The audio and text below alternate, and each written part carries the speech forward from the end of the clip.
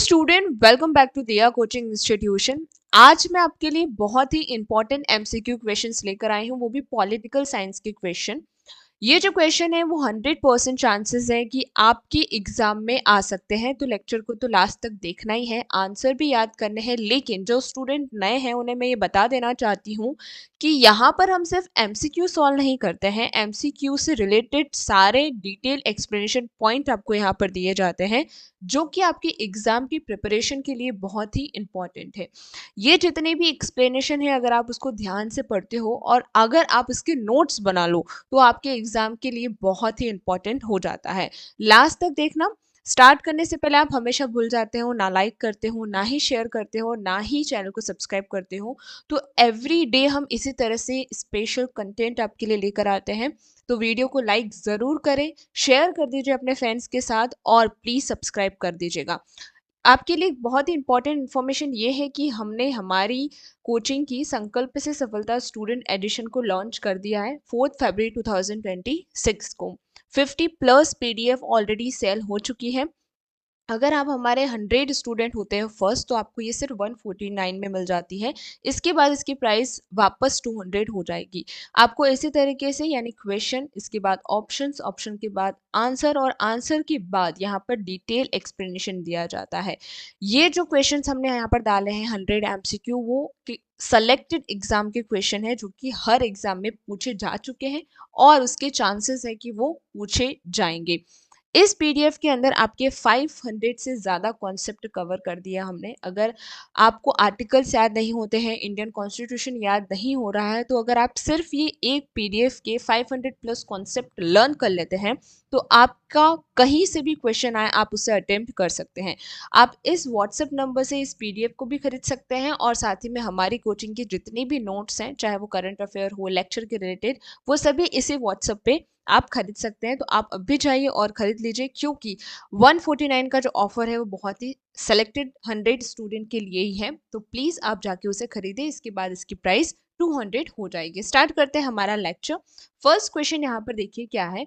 भारतीय संविधान का वह कौन सा एकमात्र अनुच्छेद है जो समान नागरिक संहिता, जिसे हम यूसीसी की बात करते हैं, कहते हैं कि बात करता है। मतलब कौन सा अनुच्छेद है जो यूसीसी की बात करता है या फिर उस अनुच्छेद में समान नागरिक संहिता का एक्सप्लेनेशन दे रखा है। बहुत ही घुमा फिरा के क्वेश्चन दे रखा है।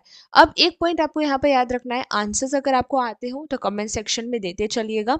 साथ ही में नहीं आ रहे हो तो अगर आपको याद रखना है तो एक ट्रिक है, अगर मैं जब भी आपको बता रही हूँ कि ये आंसर सही है, आप तुरंत उसको कमेंट में लिखकर सेंड कर लीजिए। क्यों? क्योंकि जब आप लिखते हैं तो वो चीज़ आपके दिमाग में बैठ जाती है। अगर आपने कहीं साइकोलॉजी में पढ़ा हो कि जब आप एक चीज़ लिख लेते हैं तो वो आपको जल्दी याद होती है। तो या आप पेपर पे लिखिए, आप कमेंट सेक्शन में लिखिए, कहीं पे भी लिखे, आपको वो याद होता जाएगा। यहाँ आपका ऑप्शन बी अनुच्छेद 44 बिल्कुल सही हो जाएगा। भारतीय संविधान का अनुच्छेद 44 वो एकमात्र अनुच्छेद है जो समान नागरिक संहिता की बात करता है। अब ये तो हुआ एक क्वेश्चन, लेकिन इस क्वेश्चन से रिलेटेड और भी क्वेश्चन आ सकते हैं, तो आपको इसके रिलेटेड एक्सप्लेनेशन भी पता होना चाहिए। तो यहाँ पर हम इसके पॉइंट्स देखते हैं। सबसे पहले ये राज्य के नीति निर्देशक तत्वों का हिस्सा है, यानी ये कोई फंडामेंटल राइट्स नहीं है, ये हमारे जो मौलिक अधिकार होते हैं वो नहीं है। ये डीपीएसपी का पार्ट है जिसे न्यायालय द्वारा अनिवार्य रूप से लागू नहीं कराया जा सकता। यानी अगर ये हमारे फंडामेंटल राइट्स में से होता तो हम उसके लागू नहीं होने पे कोर्ट जा सकते थे, लेकिन ये डीपीएसपी है तो हम इसके लागू करने के लिए हम इसको, मतलब किसी कोर्ट में नहीं ले जा सकते, कोई रिट हम इसको नहीं पेश कर सकते। इसका उद्देश्य क्या है? सभी धर्मों के लिए विवाह, तलाक या उत्तराधारी के लिए एक समान कानून बनाना। वर्तमान में गोवा भारत का एकमात्र राज्य है जहां यूसीसी पहले से लागू है। यह अक्सर धार्मिक स्वतंत्रता, जैसे अनुच्छेद 25 है, और धर्मनिरपेक्षता के लिए बीच का बहस का केंद्र रहता है। मतलब ये ज्यादातर इसका ही केंद्र रहता है कि अगर कहीं पे धार्मिक स्वतंत्रता की बात है या फिर धर्मनिरपेक्ष की बात है तो वहां पर बहुत ज्यादा बहस होती है यूसीसी को लेकर या फिर इन चीजों के लिए होती है। शाह बानो केस और सरला मुद्रल केस में कोर्ट ने इसे लागू करने की सिफारिश की थी। ये आपको फैक्ट्स हैं जो कि याद रखना है। इससे रिलेटेड क्वेश्चन भी आ सकता है, जैसे कि कौन सी केस से इसे लागू करना स्टार्ट किया या फिर कोर्ट ने सिफारिश की है, कौन सा एकमात्र राज्य है जहां पर यूसीसी लागू पहले से है। ये ऐसे क्वेश्चन आपके पूछे जाते हैं। क्वेश्चन नंबर सेकंड यहाँ पर है, किस अनुच्छेद के तहत राष्ट्रपति सदन के वृक्षांति काल, जिसे हम रिसेस बोलते हैं, में अध्यक्ष को जारी कर सकते हैं, अध्यादेश जारी कर सकते हैं? कौन से अनुच्छेद के तहत राष्ट्रपति जो है संसद में रिसेस के टाइम में ऑर्डिनेंस, जिसे हम अध्यादेश बोलते हैं, जारी कर सकते हैं? यहाँ पर आपका ऑप्शन बी अनुच्छेद 123 बिल्कुल सही हो जाएगा। इसके रिलेटेड पॉइंट देखिए, राष्ट्रपति तब अध्यादेश जारी करता है जब संसद का कोई एक सदन सत्र में न हो और कानून बनाना जरूरी हो। अध्यादेश का वही प्रभाव होता है जो संसद द्वारा पारित कानून का होता है, मतलब संसद जो कानून बनाती है उसके इक्वल ही वो अध्यादेश माना जाता है जो कि राष्ट्रपति जी क्या करते हैं, जारी करते हैं, मतलब इक्वल हो जाएगा, वो कानून के बराबर हो जाएगा। संसद का सत्र शुरू होने के 6 सप्ताह के भीतर इसे पारित होना अनिवार्य है ना? 6 सप्ताह के भीतर इसे पारित करना होता है जब सत्र शुरू होने वाला हो। एक अध्यादेश अधिकतम 6 महीने या फिर 6 सप्ताह तक प्रभावी रहता है। राज्यों की अगर बात करें तो वहां पर राज्यपाल के पास यही शक्ति अनुच्छेद 213 के तहत होती है। ये प्रश्न पूछा जा सकता है कि राज्यपाल के पास यही शक्ति कौन से अनुच्छेद में है, तो 213 में। वहीं राष्ट्रपति के पास 123 के तहत है। क्वेश्चन नंबर थर्ड, संविधान का वह कौन सा अनुच्छेद है जो भारत के महान्यायवादी, जिसे हम अटॉर्नी जनरल बोलते हैं, के पद का प्रावधान करता है? कौन से अनुच्छेद में अटॉर्नी जनरल के बारे में पूरा डेफिनेशन वगैरह सब कुछ दे रखा है, मतलब कैसे अटॉर्नी जनरल को अपॉइंट किया जाएगा, कैसे इम्पीचमेंट होता है, कितनी एज वगैरह। तो यहाँ पर आपका ऑप्शन सी बिल्कुल करेक्ट होगा, अनुच्छेद 76, आर्टिकल 76 बिल्कुल राइट होगा, जहां पर अटॉर्नी जनरल के बारे में सारे प्रावधान दे रखे हैं। सर्वोच्च अधिकारी की बात करिए, भारत सरकार का मुख्य कानूनी सलाहकार और सर्वोच्च कानूनी अधिकार होता है। योग्यता की बात करें, इसकी योग्यता वही होनी चाहिए जो सुप्रीम कोर्ट के जज की होती है। अब आप हमें कमेंट सेक्शन में बताना कि सुप्रीम कोर्ट के जज होने के लिए कौन कौन सी योग्यता होनी चाहिए। एक तो मैं बता देती हूँ कि एक होती है कि वो इंडिया का ही सिटीजन होना चाहिए, दूसरा एज 35 के आसपास, और कौन सी योग्यता होनी चाहिए वो हमें आप कमेंट सेक्शन में बताइए।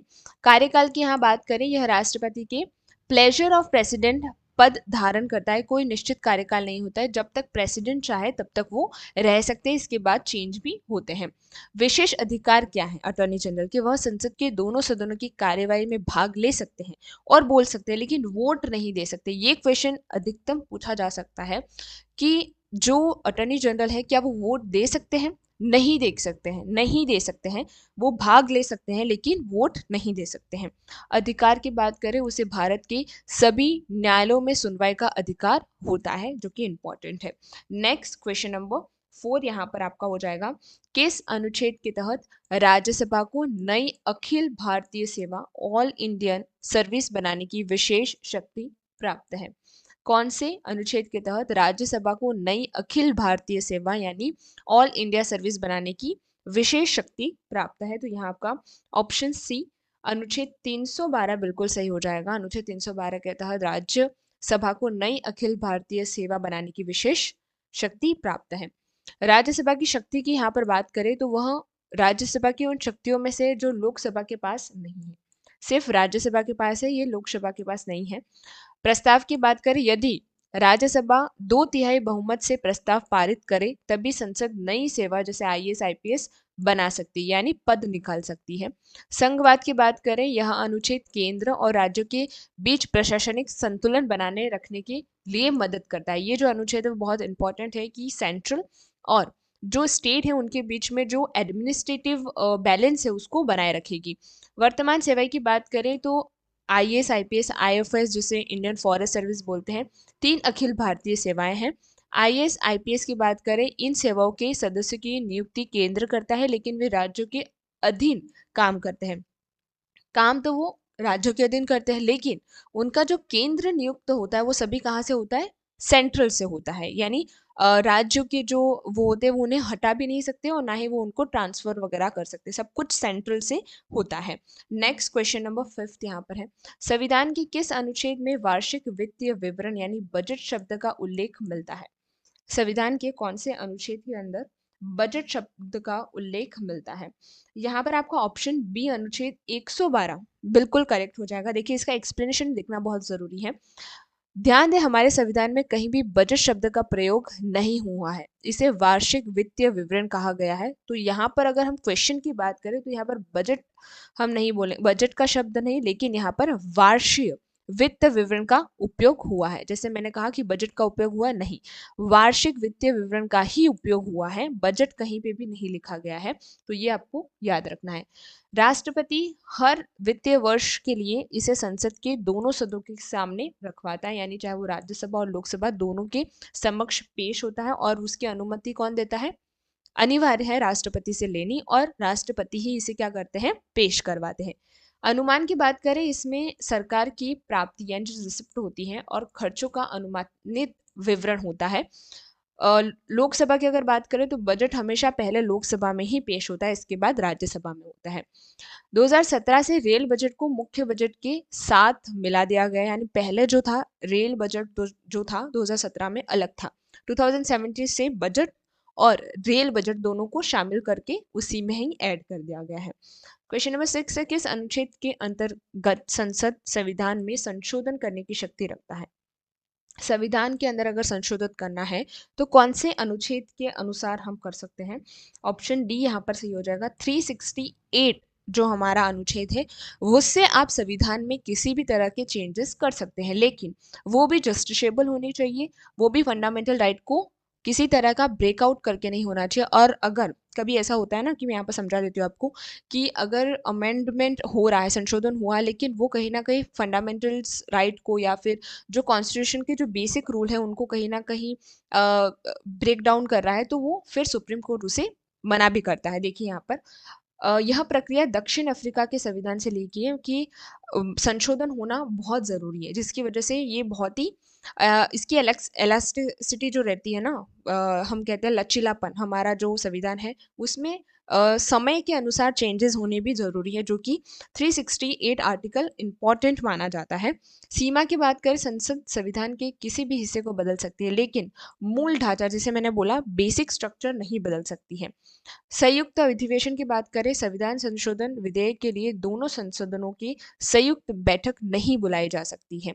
जैसे मनी बिल के लिए भी जॉइंट सिटिंग नहीं बुलाई जाती है, वैसे ही जो अमेंडमेंट अगर होगा तो उसके लिए भी जॉइंट सिटिंग नहीं बुलाई जाएगी। राष्ट्रपति की सहमति की बात करें तो 24वें संशोधन जो कि 1970 यानी 1971 में हुआ था के बाद राष्ट्रपति संशोधन विधेयक पर सहमति देने के लिए बाध्य है। पहले नहीं थे, लेकिन 24th जब अमेंडमेंट हुआ 1971 के अंदर, तो राष्ट्रपति की बात बाध्य है कि उन्हें वो सहमति देनी ही है। संशोधन 3 प्रकार से हो सकते हैं। एक तो साधारण बहुमत से हो जाते हैं जो कि इजीली हो, एक विशेष बहुमत मतलब अगर कोई टफ चेंजेस करने हैं उसमें, और राज्यों की सहमति वाला विशेष बहुमत, जब कोई चीज़ राज्यों के अंदर आ जाती है, क्योंकि राज्यों की अगर स्टेट्स में अगर कोई चेंजेस करने हैं या फिर प्रॉपर्टी की बात है और वो राज्यों की प्रॉपर्टी की बात है, तो वहाँ पर राज्य की यानी राज्यसभा की विशेष बहुमत लेनी जरूरी हो जाती है। नेक्स्ट क्वेश्चन नंबर 7 यहाँ पर है, अनुच्छेद 263 के तहत गठित अंतर राज्य परिषद, जैसे इंटर स्टेट काउंसिल बोलते हैं, की अध्यक्षता कौन करता है, यानी अध्यक्ष कौन है उनके? ऑप्शन सी प्रधानमंत्री बिल्कुल सही हो जाएगा। इंपॉर्टेंट पॉइंट्स देखिए। उद्देश्य क्या है? केंद्र और राज्यों के बीच समन्वय और सहयोग बढ़ाना, दोनों के बीच में जो बैलेंस है उसको बढ़ाना। इसका गठन सरकारी आयोग यानी जो सरकारिया कमीशन जो हुई थी की सिफारिश से 1990 में किया गया था। सभी राज्यों के मुख्यमंत्री और केंद्र शासित प्रदेश के प्रशासक इसके सदस्य होते हैं। कौन होते हैं? देखिए इसके सदस्य कौन होते हैं, उसको इंटर स्टेट काउंसिल के सदस्य कौन है उसको आपको ध्यान में रखना है। जितने भी मुख्यमंत्री होते हैं राज्य के और केंद्रीय शासित प्रदेशों के भी जो मुख्यमंत्री है वो सभी इसके सदस्य होते हैं। गठनकर्ता, इसका गठन करने की शक्ति राष्ट्रपति के पास होती है। यह एक स्थायी निकाय नहीं है, बल्कि समय समय पर इसकी बैठक बुलाई जाती है जब भी जरूरी होती है। क्वेश्चन नंबर 8 है, किस अनुच्छेद के तहत संसद राज्यों के नाम, सीमा या क्षेत्र में परिवर्तन कर सकती है? बहुत ही इंपॉर्टेंट क्वेश्चन है। वो कौन सा अनुच्छेद है? जिसके तहत जो संसद है वो राज्यों के नाम में चेंजेस करना, सीमा के अंदर चेंजेस करना या फिर क्षेत्र में अगर चेंज करना है तो वो कर सकते हैं। तो ऑप्शन सी अनुच्छेद 3 बिल्कुल सही हो जाएगा। देखिए, संसद जो है साधारण बहुमत से किसी राज्य का विभाजन कर सकती है या नए राज्य का निर्माण कर सकती है, और वो भी साधारण बहुमत से। शर्त क्या है? ऐसे विधेयक पेश करने से पहले राष्ट्रपति की सिफारिश जरूरी होती है।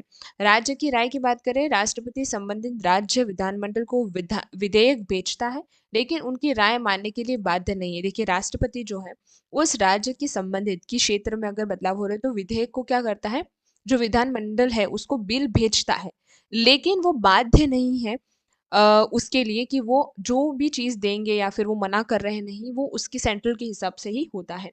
भारत का स्वरूप की बात करें, यह अनुच्छेद भारत को विनाशी राज्यों का अविनाशी संघ सिद्ध करता है, मतलब सभी एक ही है, इस टाइप का। अनुच्छेद 2 की यहाँ पर बात करें, यह उन क्षेत्रों के लिए जो भारत का हिस्सा नहीं है, जैसे सिक्किम या का प्रवेश वगैरह। तो अनुच्छेद 2 को हम अलग क्वेश्चंस में पढ़ेंगे, अभी यहाँ पर हम अनुच्छेद 3 के ही बारे में पढ़ रहे हैं। क्वेश्चन नंबर 9 यहाँ पर है, ग्राम पंचायतों का संगठन जिसे ऑर्गेनाइजेशन ऑफ विलेज पंचायत बोलते हैं, किस अनुच्छेद के तहत राज्य का कर्तव्य है? यहाँ पर आपका ऑप्शन सी अनुच्छेद 40 बिल्कुल सही हो जाएगा। गांधीवादी विचार है, डिसेंट्रलाइजेशन किसका विचार है? गांधी जी का विचार है, इसलिए उसे गांधीवादी विचार बोलते हैं। यह अनुच्छेद महात्मा गांधी के ग्राम स्वराज्य के सपने को दर्शाता है। स्वशासन यानी राज्य को, पंचायतों को ऐसी शक्ति देनी चाहिए जिससे वे स्वशासन की इकाई के रूप में कार्य कर सके। संवैधानिक दर्जा की बात करें तो 73rd अमेंडमेंट जो हुआ था, संशोधन हुआ था, कब हुआ था? 1992 में। ये क्वेश्चन पूछा जाता है कि 73rd जो संशोधन है वो कब हुआ था? 1992 में हुआ था, कि मध्य से इसे कानून रूप से पूरे भारत में लागू किया जाता है। पूरे भारत में संवैधानिक दर्जा है कि वहां पर क्या होगा, ग्राम पंचायत का संगठन होगा और ग्राम पंचायतें भी होंगी। इतिहास की बात करें, राजस्थान का नागौर जिला जो है 1959 में पंचायती राज शुरू करने वाला पहला राज्य है। ये आपकी हिस्ट्री है। 243 जो अनुच्छेद है पंचायतों की विस्तृत कार्य प्रणाली, अब अनुच्छेद 253 ए टू ओ में दी गई, यानी पूरे पंचायतों का विस्तृत जो कार्यकाल है वो 243 अनुच्छेद ए से लगा, क्लॉज ए से लगाकर ओ तक में दे रखी है।